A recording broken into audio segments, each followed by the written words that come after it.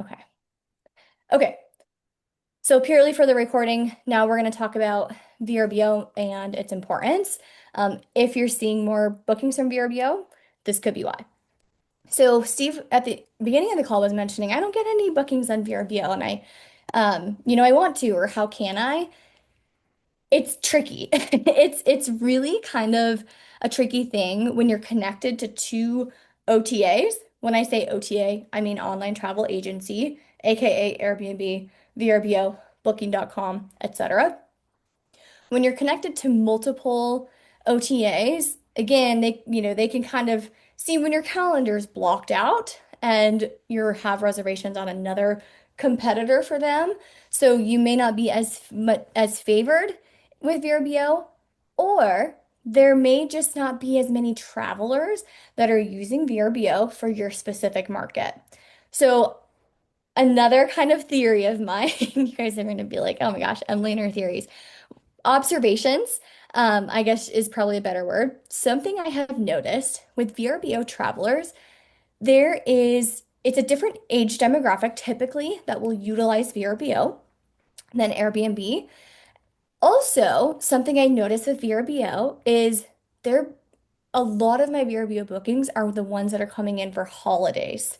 So the big bookings, the higher price bookings, holidays where one person is booking and paying on behalf of the group, most likely, you know, mom, grandma, dad, like someone in the family is booking for the entire group. Whereas on Airbnb, I think there's a tendency or a trend where groups of, maybe friends or families or couples are booking on Airbnb and then splitting the cost. So if you kind of gives you an idea of different types of travelers or guest avatars, that's my observations on who's using Airbnb versus who's using VRBO. Okay. So again, just kind of more background and information about why you may or may not be getting travelers from VRBO. Also, if your calendar is booked, so like in Steve's case, I keep using Steve as an example, but he's got an awesome property in Arvada, and he listed it, and every weekend on his calendar, pretty much booked right away. So um, he has less availability to be viewed and seen on VRBO because those high demand weekends are already booked. So it may seem like, oh, nobody uses VRBO in my market, but it could just be because you're already reserved on those prime desired dates. So with that said, let's say you had gotten your first booking on VRBO, maybe potentially then you would have started building reviews quicker on VRBO, and then you would pick up more in the algorithm of VRBO. But it's okay, that it kind of happened in reverse. You're sort of building your momentum on Airbnb, stocking reviews on Airbnb. Eventually, you'll get a booking on VRBO, and you want to make sure, just like with Airbnb, you do everything you can to get that guest to have a 5-star stay, leave you a review, and then it's like magic. I swear, it's like magic. Suddenly, VRBO starts pushing your listing out once you've got that first booking with them. In my experience with managing multiple properties, that's been the case. So, how do we get bookings on VRBO? Of course, optimize your listing on the platform just like you do on Airbnb. It's so easy, you guys, to unintentionally neglect, I guess is the best word, myself included, to kind of neglect our VRBO listings because it's an afterthought and Airbnb's keeping us busy. Um, and it's easy to do because you're just starting out, right? You're just thinking about what's right in front of you, where you're getting bookings, and so you're focusing a ton on Airbnb. But yeah, with everything we chatted about so far, I encourage everyone to optimize their VRBO bookings just as much and just as often as you do your Airbnb bookings. And I think you'll see reward from that. You're not probably going to have a 50-50 split on Airbnb versus VRBO bookings, but you might be able to fill in some of those gaps where, versus going vacant by utilizing VRBO, or get your holidays kind of booked at that premium rate from that premium type of booker. Okay, I probably should not be pulling up my account settings there. So, all right, let's go over to VRBO. This is Something else I encourage people to do is go on to VRBO as a traveler. And remember, when you're a traveler, it's just very similar to, let me see if I can get this refreshed. It's very similar to Airbnb, right? We can be in hosting mode or we can be in traveling mode.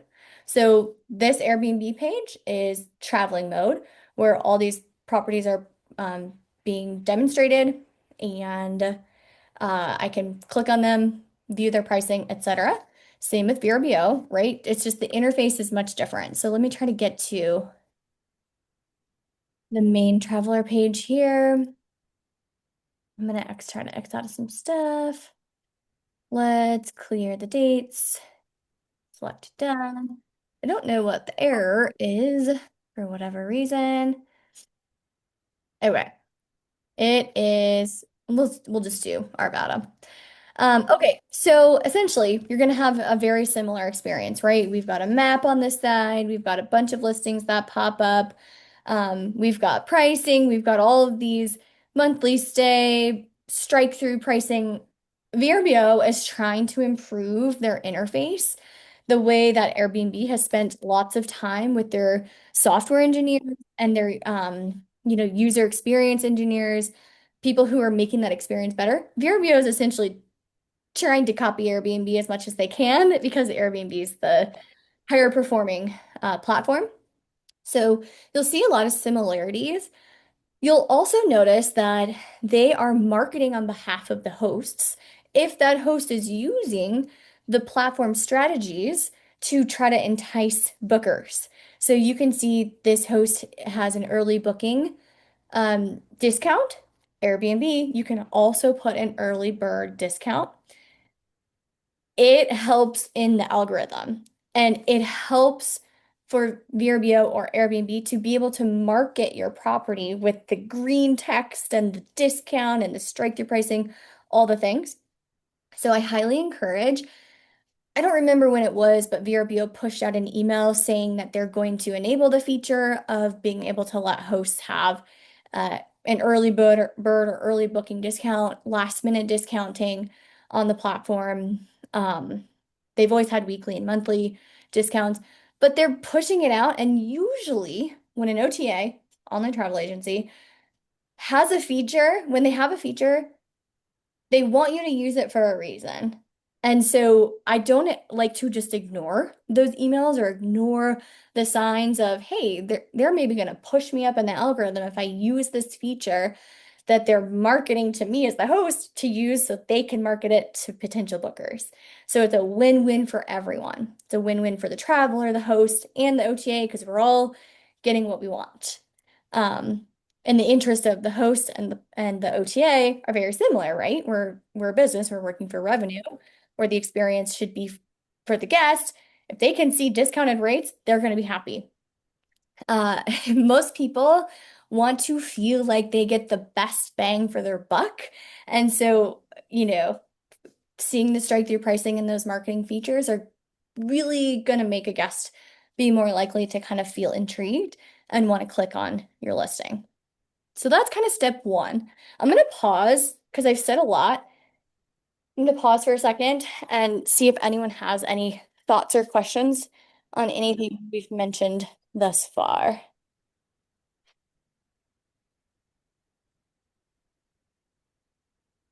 Give it a second here. And if we don't have any questions, I'll keep going. All right. So pretty straightforward. So that's step one. If you're noticing, hey, I'm not getting any bookings on VRBO, go in and add those discounts. I'll show you how before we end the call. I'll jump over to the host mode and we can kind of look at that. So, all right. Then, just like we do on Airbnb, we want to make sure that we're ordering our photos in the best way. So, you can see here as a traveler, you kind of get one shot with what we call the cover photo to show off the amenities in your listing or the design or the experience itself. So, whatever picture you choose as your very first picture on VRBO, has to make someone stop scrolling. So, I mean, a lot of these houses that I'm looking at are showing me their outdoor space, the end of a couch, a lot of very similar, just couches. So nothing yet has really made me stop. This is my property. I want to stop at this one. But something that I'm like, ooh, a fire pit.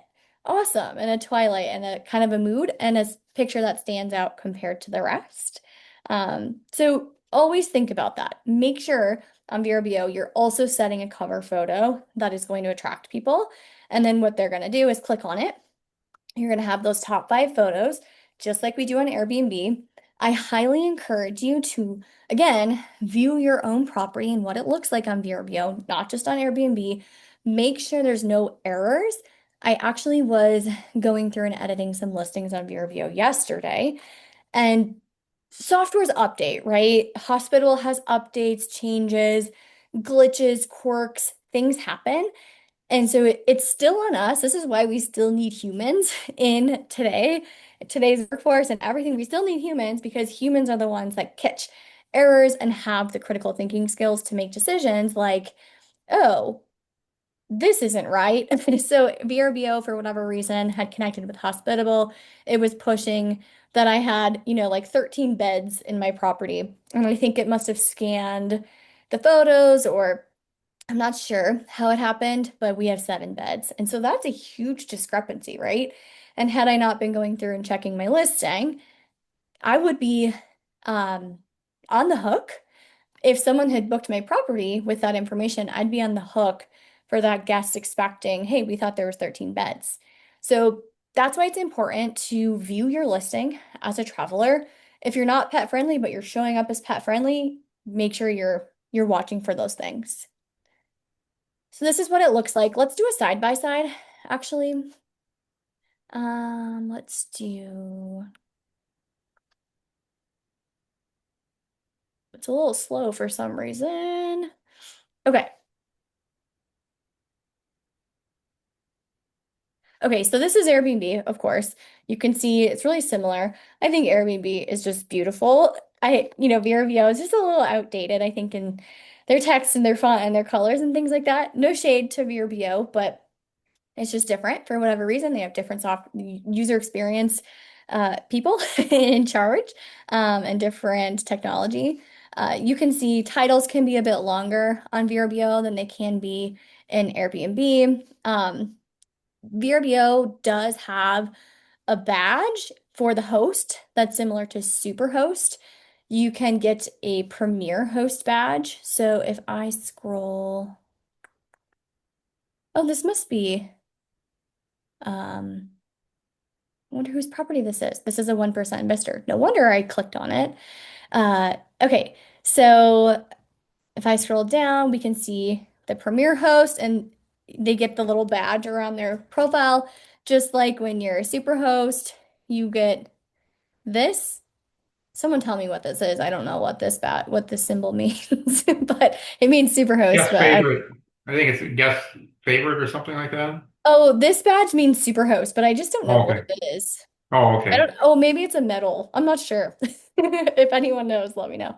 Um, so that's the same. That's the equivalent, right? And then when we go on VRBO and we're looking at, the guest favorite badge highlighted, then we go over here, excellent. They're kind of just using a word instead of the graphic. So they're telling you the review and the descriptive word. You can see all the reviews. I actually love the feature. Let's see if they have it on this one. Maybe it's not on this one. Verified reviews.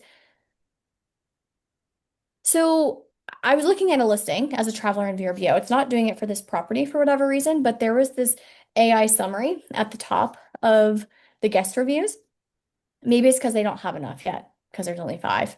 But it's really cool because it's just like in Hospitable, you can get an AI summary of what a guest prefers.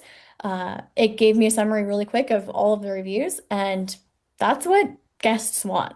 Guests don't want to read text from various people, they scan.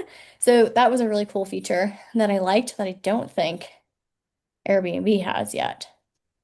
There's Kind no, of like kind of like Amazon, right? They have the Amazon AI reviews, yeah, kind yeah, of summarize it.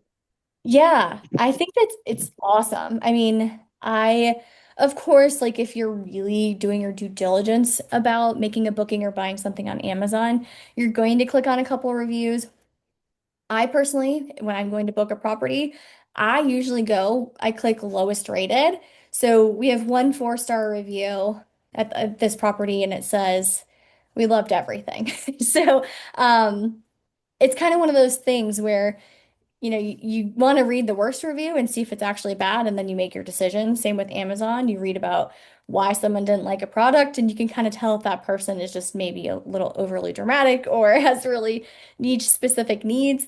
So same thing with VRBO. So you definitely want to get reviews on VRBO. Make sure your hospitable, if you're using a property management system, is connected to both Airbnb and VRBO so your automated messaging to ask for reviews is getting pushed out. Don't sleep on VRBO review reminders. It's definitely important. I would say more important. Uh, Maybe not more important, but just as important as it is on Airbnb because you want to be able to gain traction with VRBO. Okay, so we went through, this is what it looks like as a traveler. Now, let's jump over and let's just go through one of my listings. Um, and we'll kind of talk about some different features. It looks like there's a tax form that needs to be uploaded, so make sure you're doing that. Um, Last minute promotions. So anything that is being flagged right here that VRBO wants me to do, it might be an okay idea if you're really trying to get some traction on VRBO. It's not a bad idea to kind of look at those nudges. Um, let's see what else. These are a little bit broad.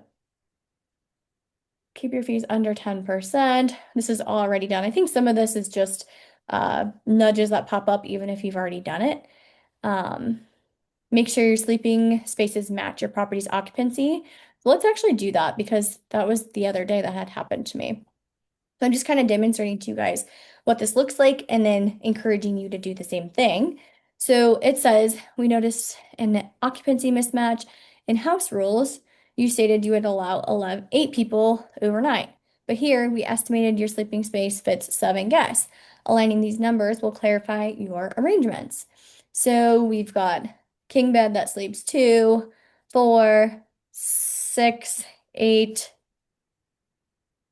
Yeah, it should sleep 8. So you can select to continue with that, but it's still good to double check and make sure you're not misreporting by accident.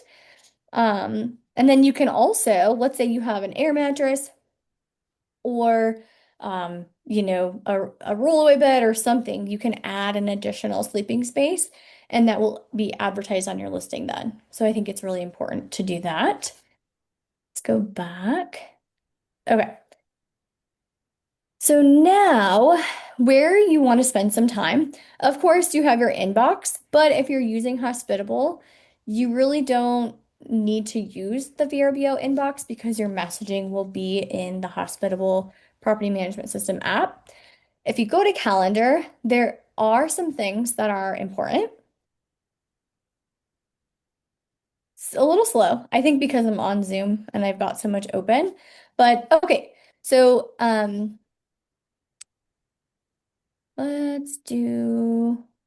No, we don't want to. Okay, this is what's new. I literally like the last couple of days, VRBO has essentially made their calendar interface look exactly the same as the Airbnb calendar. So when I jumped in here the other day, I was like, whoa, it's almost the same. They've made so many changes and updates. So definitely go in. And again, a lot of this can be updated via your property management system, but some things can't be updated via Hospitable yet because of some difficulties with VRBO connection. So make sure you check both.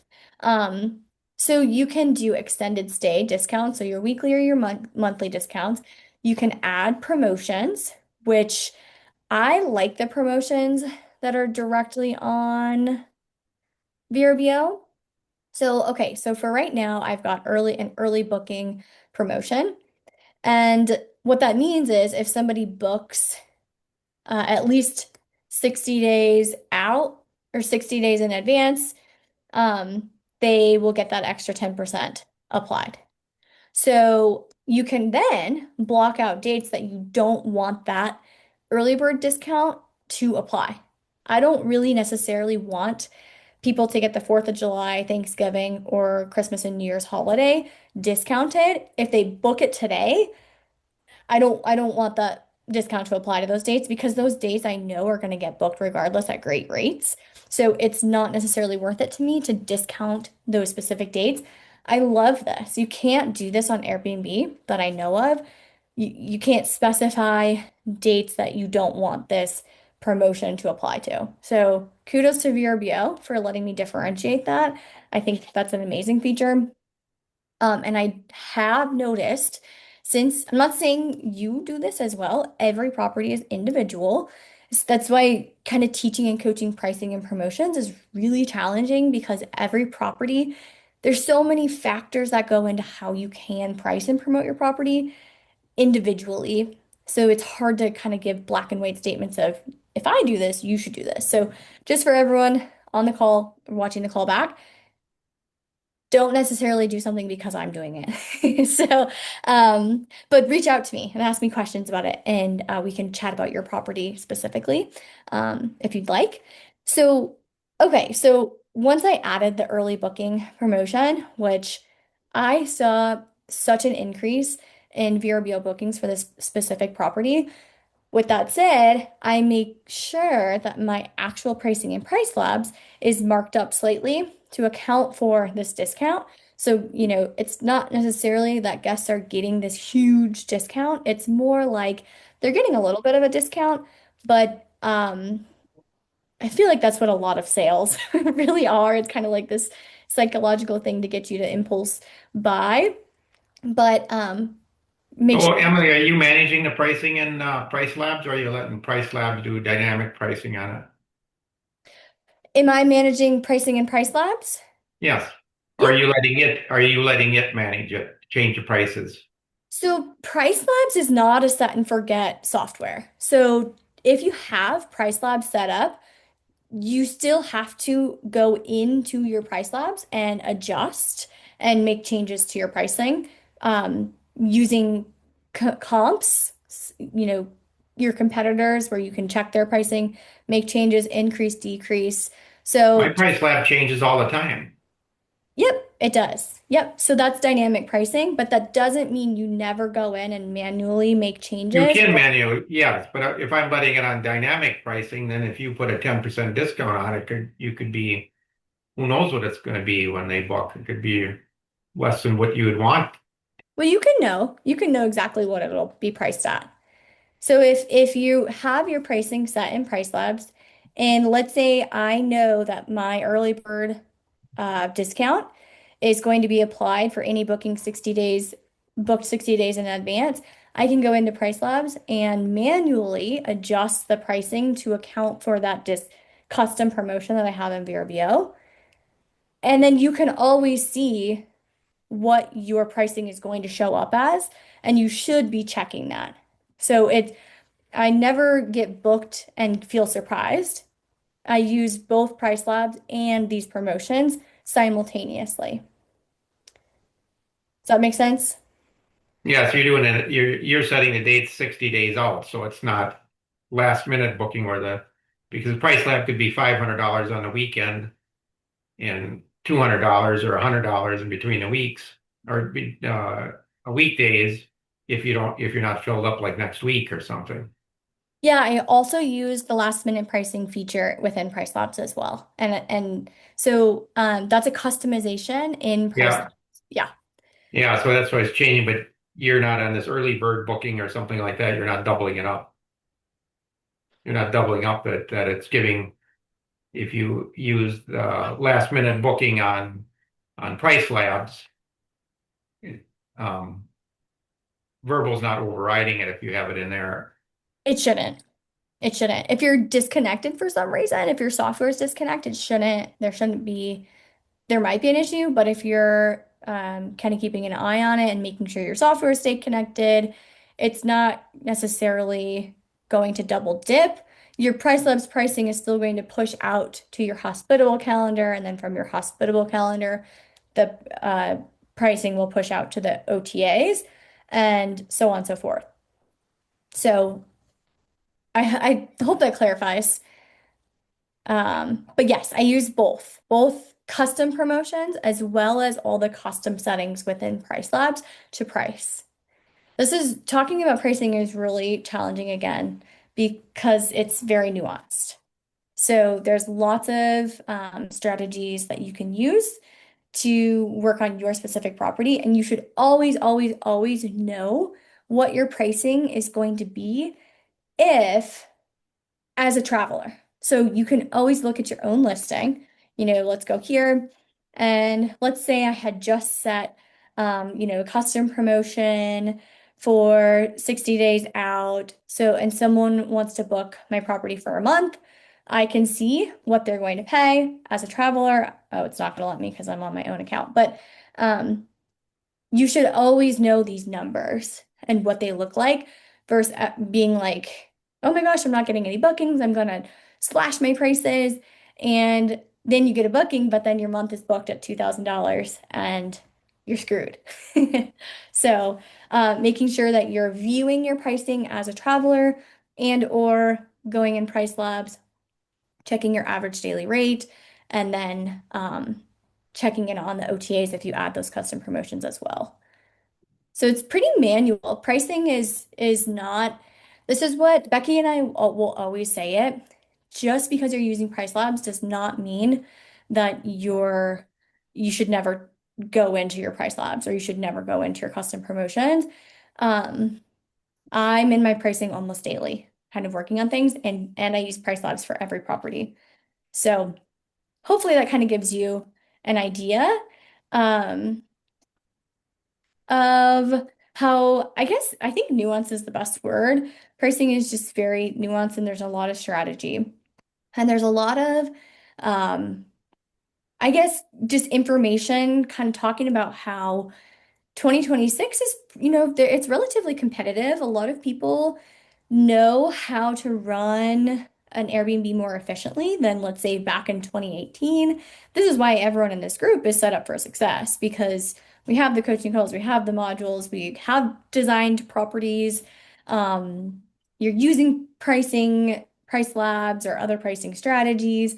So you're set on the right track. But there's just more people who are already kind of set on the right track. So you have to take those little extra steps to be able to stay ahead of the rest of the competition, which means the number one lever that you can pull to increase bookings is pricing. If a listing is sitting vacant, it's almost 100% that it's something going on with the pricing. It's just like a property that, let's say, is for sale on Zillow and people are viewing it, but they're not putting in offers. It's usually the price. It's not meeting the market and where the rest of the market is.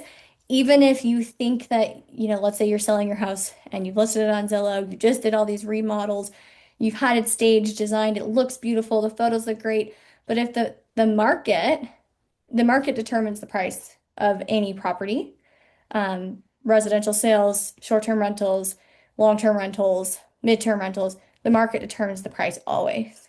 So that's why it's really important to kind of make sure you have your strategy and you're watching your competitors to see what they're priced at. If you're priced at 1,000 a night and everyone else is priced at 500 a night, Monday through Thursday, you're not going to get booked. It's almost guaranteed. So that's where these extra little tweaks, getting into your price labs, making manual overrides on pricing, adding some additional last minute or length of stay discounts or early bird customizations, that's where we can kind of fill in those gaps versus waiting till, the day before let's say the day before February, and you're like, oh my gosh, my entire February is vacant. This is where the strategies that you implemented previously help you fill dates before it becomes a race to the bottom of slash prices, slash prices, slash prices. So a little caveat on pricing, but if you need a consult on pricing, I know Becky is a magician. I work on pricing slightly. I know revenue managers who specialize in that, just let me know. I'm always happy to help people with that. Okay, so kind of back to VRBO. Um, this is all new. So play around in here. See what it looks like, see what promotions you might want to add, especially if you're looking to get that boost and get favored in VRBO like you already are in Airbnb maybe. Then you're going to want to jump over to performance and you definitely you'll almost guaranteed see a huge boost in visibility when you are a premier host, which is that equivalent to superhost on Airbnb. So premier host, let's look at the qualifications. So they assess Premier Host every 3 months and it reviews your combined performance from the last year. If you meet the new criteria sooner, you'll automatically gain acceptance across all your listings. So that's pretty cool. It's the same qualifications, I think, as Airbnb. You have to have an acceptance rate. So you're accepting reservations or inquiries or questions or requests to book at least 95% of the time. You have less than 1% of a cancellation rate. And really, as hosts, we should do everything we can to avoid canceling on a guest unless you have a documented, legit, valid reason. A lot of times that's things like fires, floods, or something that makes your home inhabitable that you'd easily be able to document. Let's say you ended your lease with your landlord for whatever reason, and you had bookings on the calendar in the future. Demonstration of the ending of the lease would be a valid reason to be able to cancel future bookings penalty free and not have your account dinged for that premier host, just in case you have other properties in that same account. You have to keep a 4.4 review rating, which I think it's like 4.8 on Airbnb to be able to qualify. 4.4 is pretty low in my opinion. Um, I would say 4.6. If you're at a 4.6, you're gonna want to get look at some ways to really quickly increase that review rating. Okay. You have to have at least 3 guests that have completed reviews and then accepted 5 bookings or 60 nights. So those are the qualifications for Premier Host. You definitely want to try to get that. It's like, I don't know, it's hard to gain traction until you get that. So sometimes, just like when we list on Airbnb, we have that new booking promotion that we put on. Where we're offering 20% off to the first 3 guests. Consider doing that on VRBO too. Get those first 3 guests so you can get 3 reviews and then qualify for Premier Host, then start raising your rates on VRBO as well. Okay. Then let's go. So that's performance. And then you have your property. And I think this is where you can just read all of your reviews, which I encourage this. Even on VRBO, you guys write a response to your guest reviews. Okay, so uh, it just makes you look like an active host. VRBO sees you as an active host, and it's a way to address any concerns that maybe a guest put in their listing. Just respond to reviews. You can even do that automatically in Hospitable. So it's worth it to take the time to do that, in my opinion. Then let's go to the resort. No. Let's go to the dashboard. Let's go here. It's definitely harder to get used to VRBO when you're used to looking, at Hospitable or Airbnb. But to really make a bulk of your changes, you're going to go into property, property details, and this is going to be where you can change things like titles. Um, See, it's not super user-friendly to know to click edit property right here. As far as I know, you guys, I didn't make it to the town hall meeting for Hospitable. If you're a Hospitable user, I think the goal eventually is to be able to make property-specific edits via Hospitable, but I think for now, you still have to manually do it within the VRBO website. But that's likely to change soon. So watch for updates there. But this is where you will update your description. Let's go to photos. You can upload new photos here. You should be captioning your photos, assigning them to the right room. Then edit photos is where you can switch the order around or add a caption. So I would, check that you have every picture captioned. It's going to help you stand out. Then, so you can kind of see it's similar to Airbnb. It's just not identical. Uh, Okay, and then you're going to want to make sure you update your rules and policies. So your check-in and check-out times, you can add your house rules. If you have a rental agreement, this is where you can put that, where you allow dogs, smoking. It even leaves you room for extra rules. Um, my rental agreement goes out via Hospitable, but let's say you're not using Hospitable. You can upload a rental agreement document that guests can manually sign. I recommend doing it within Hospitable if you are using that. You want to have instant booking on VRBO just like you do on Airbnb. If you don't have instant booking on, it's almost guaranteed. This is like the number one mistake that I see hosts make that are new hosts because they're a little hesitant to just accept a booking from anybody, which I get, right? I get kind of that feeling of I'm inexperienced. I don't know if I should accept this guest, but definitely, definitely, definitely on both platforms put instant booking on, especially, it says recommended right here. Read about it. How can I make sure travelers will meet my policies? Um, can I cancel an instant booking reservation? Yes, if the traveler does not meet your house rules, rental policies, you can cancel the instant booking right away. So let's say a guest instant books your property, and then you say, "Hey guest, thanks so much for booking our property. Um, we're happy to welcome you in the area. Can you tell us a little bit about your reason for your stay?" And then the guest says, "Oh, 20 of us are coming to town and we're going to be having our, party for whatever. I don't know." Then you can ask more questions. And if that is not in line with your house rules, because your house rules state that you only accept 15 guests and you don't allow parties, you can cancel penalty free.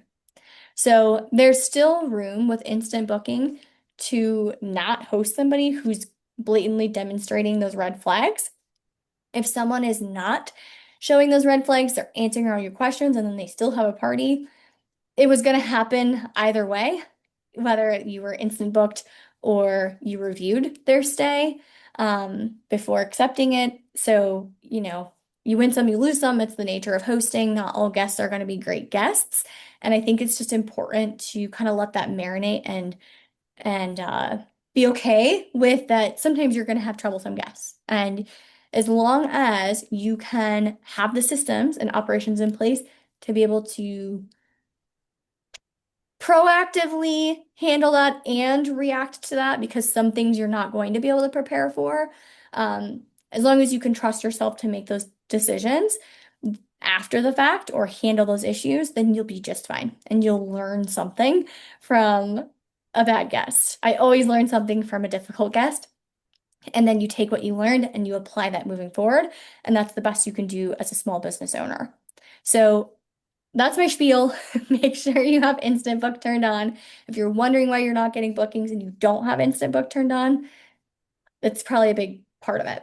So double check your listings.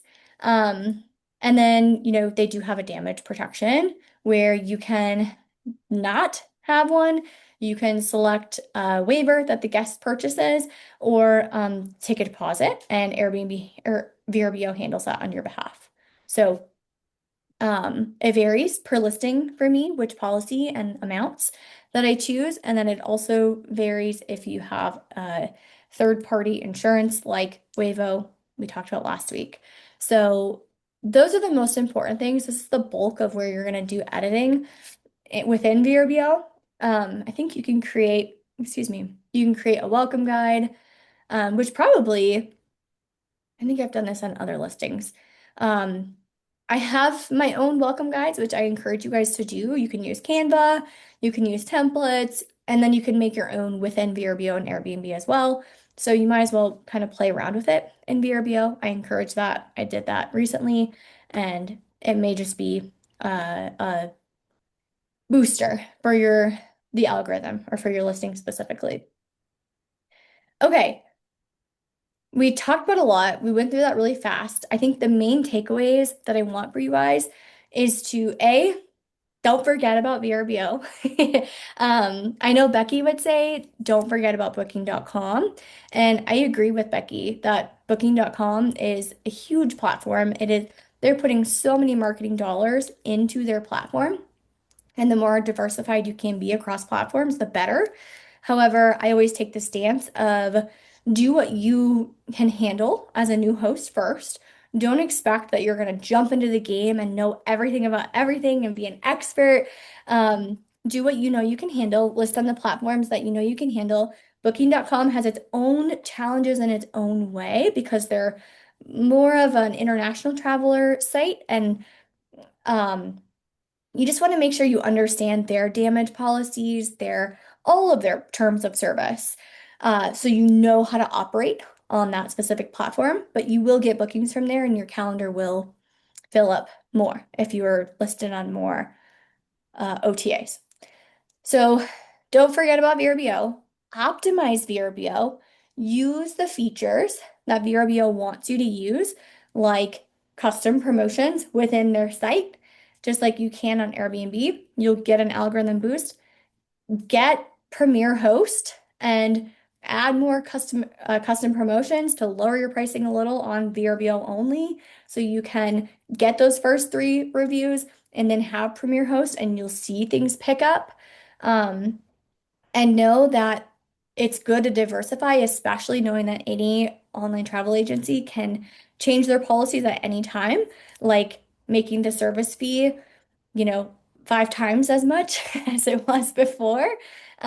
So I think it's just important to kind of stay on top of those things. Um, I think those are the main takeaways. What do you guys have? Questions, comments, thoughts, feelings around VRBO? Anything? Oh, I see there's some chat questions that I missed. Uh, yeah, Jordan said we're already seeing hosts getting out because they were surprised and did not keep up with the changes. 100%, Jordan. So, I don't know if I don't think he's in here anymore, but basically Jordan's comment, he means that the last few months, if hosts did not mark up their prices, they may not even realize that their margins are 15% lower than they were before. And that can make you go out of business pretty quick if you're not meeting your mortgage or, you're realizing it's then not worth it because you're not priced appropriately. Okay. And oh no, I think Michael's not here either. He had asked a question, but he had asked, how does that fee structure and mandate on Airbnb compared to VRBO? That's a really good question. I wish Michael was still here. So VRBO service fees are 8%. So you should have a markup in hospitable for 8% at least, unless you want to mark up more on that platform. But yeah, 8% is the VRBO markup.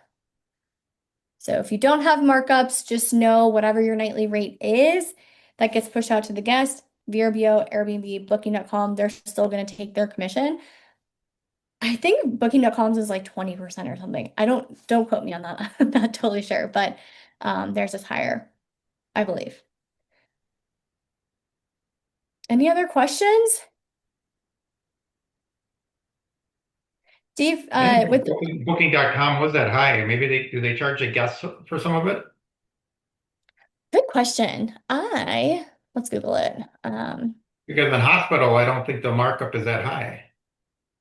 Do you have a markup in for Booking.com on yours? Yeah, I do.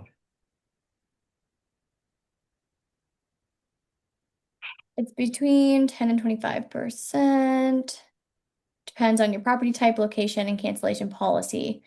So this is why it's important to know the terms of service for each platform. Just doing a quick Google search, it kind of tells you the service fee ranges.